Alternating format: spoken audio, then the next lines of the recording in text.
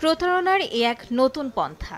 US, Japan সহ বহির্বিশ্বের বিভিন্ন দেশে বিরল ধাতব মুদ্রা হিসেবে পরিচিত ম্যাগনেটিক কয়েন বিক্রি করলেই পাওয়া যাবে ২,০০০ কোটি টাকা। এমন প্রলোভন দেখিয়ে আইটি ব্যবসায়ী মিজানুর রহমানকে ফাঁদে ফেলেছে প্রতারক চক্র।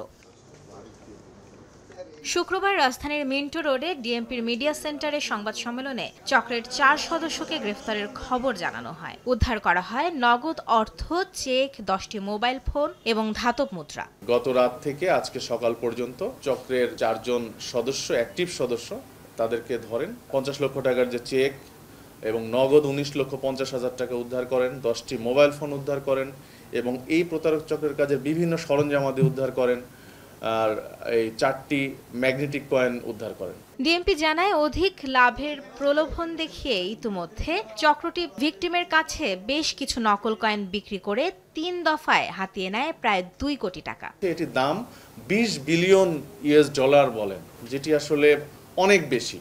তো এটি এই বাদীর কাছে একটু স্বল্প মূল্যে ওনারা দিতে চান। ম্যাগনেটিক কয়েনটি নেয়ার জন্য ৪৫ লক্ষ টাকা প্রদান করেন। বাদীর কাছ থেকে আরও ৭৫ লক্ষ টাকা নেওয়া হয় এবং ৫০ লক্ষ টাকার একটি চেক নেওয়া হয়।